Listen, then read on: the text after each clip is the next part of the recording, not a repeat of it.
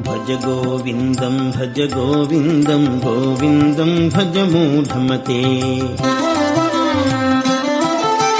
सम्प्राप्ते सन्निहिते काले नहि नहि रक्षति दुःखैकरणे।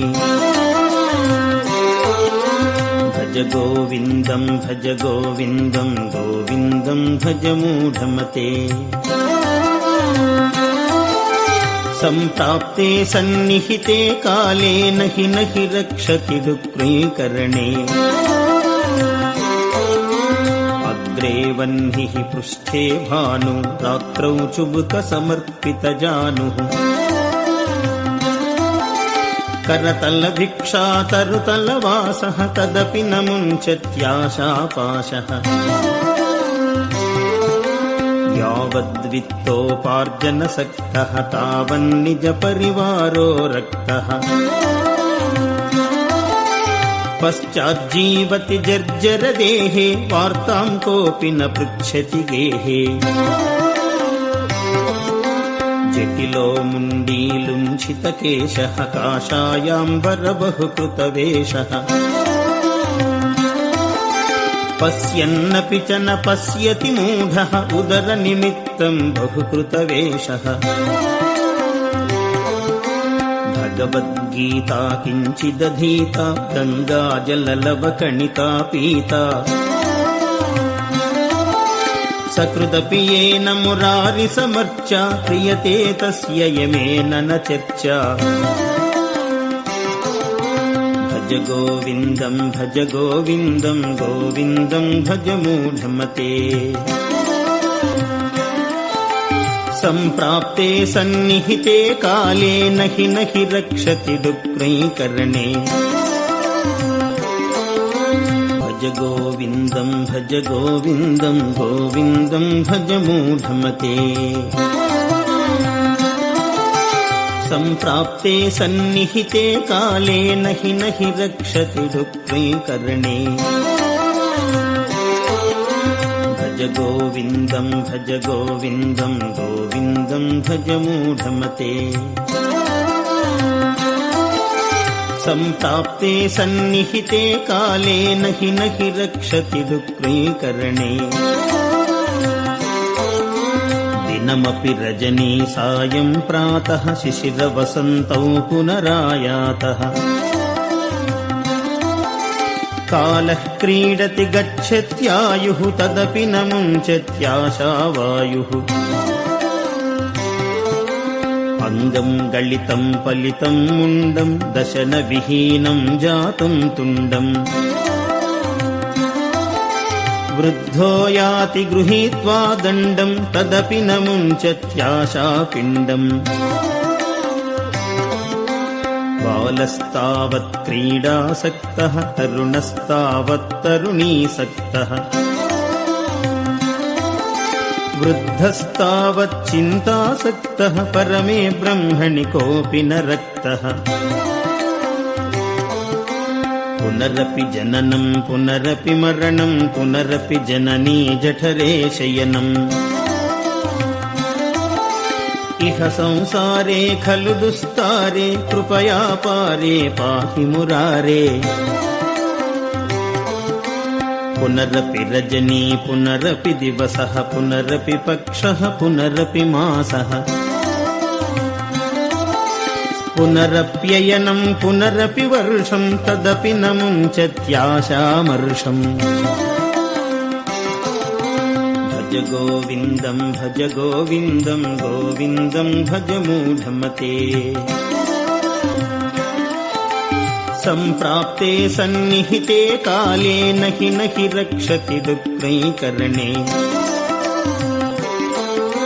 भज गोविन्दं भज गोविन्दं गोविन्दं भज मूढमते। सम्प्राप्ते सन्निहिते काले नहि नहि रक्षति दुःखैकरणे। भज गोविन्दं भज गोविन्दं गोविन्दं भज मूढमते। सम्प्राप्ते सन्निहिते काले नहि नहि रक्षति दुःखैकरणे। वयसि गते कः कामविकारः शुष्के नीरे कः कासारः क्षीणे वित्ते कः परिवारः ज्ञाते तत्त्वे कः संसारः नारीस्तनभरनाभिदेशम् दृष्ट्वा मागामोहावेशम् एतन्मांसवसादिविकारम् मनसि विचिन्तय वारं वारम् कस्त्वम् कोऽहम् कुत आयातः कामे जननी को मे तातः इति परिभावय सर्वमसारम् विश्वम् त्यक्त्वा स्वप्नविचारम् गेयम् गीता नाम सहस्रम् ध्येयम् श्रीपतिरूपमजस्रम् ज्ञेयम् सज्जनसङ्गे चित्तम् देयम् दीनजनाय च वित्तम्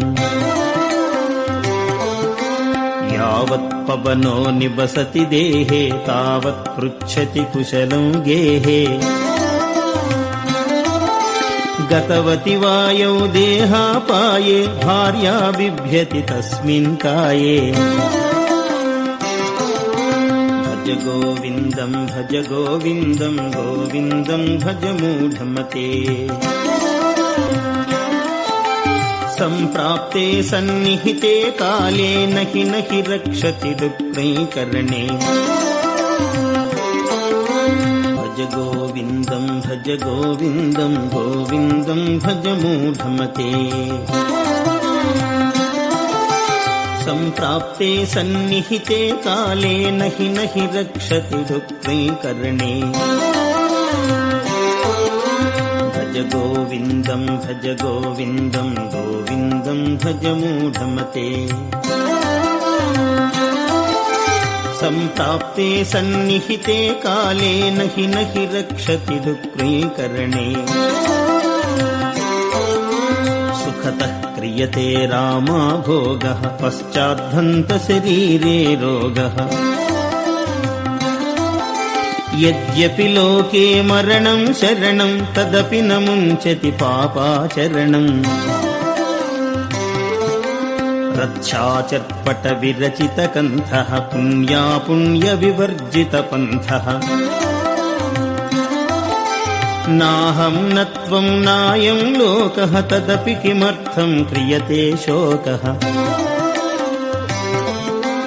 कुरुते गङ्गासागरगमनं व्रतपरिपालनमथवा दानम् ज्ञानविहीनः सर्वमतेन मुक्तिं न भजति जन्मशतेन मूढजहीहि धनागमतृष्णां कुरु सद्बुद्धिं मनसि वितृष्णाम् यल्लभसे निजकर्मोपात्तं वित्तं तेन विनोदय चित्तम् अर्थमनर्थं भावय नित्यं नास्ति ततः सुखलेशः सत्यम् पुत्रादपि धनभाजां भीतिः सर्वत्रैषा विहिता रीतिः भज गोविन्दं गोविन्दं भज मूढमते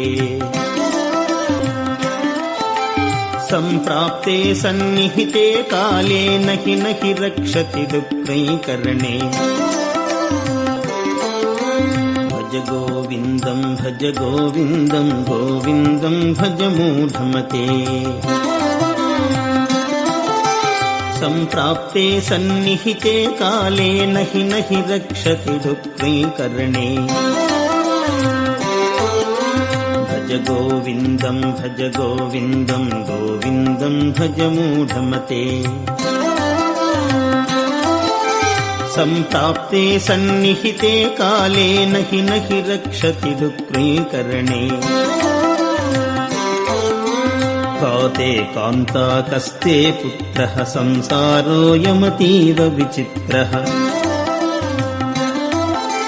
कस्य त्वं कः कुत आयातः तत्त्वं चिन्तय तदिह भ्रातः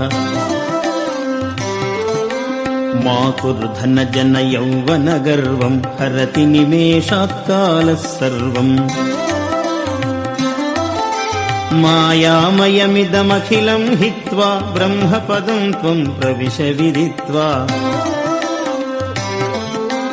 कामं क्रोधं लोभं मोहं त्यक्त्वात्मानं भावय कोऽहम्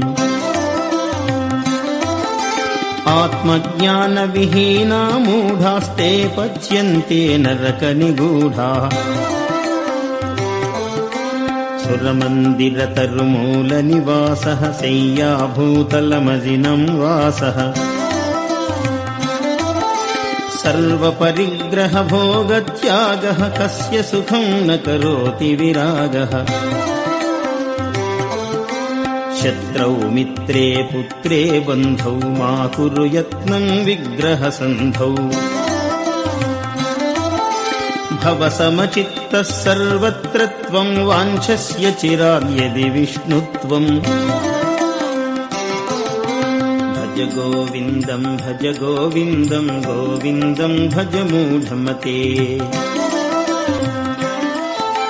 सम्प्राप्ते सन्निहिते काले नहि रक्षति दुःखैकरणे भज गोविन्दं भज मूढमते।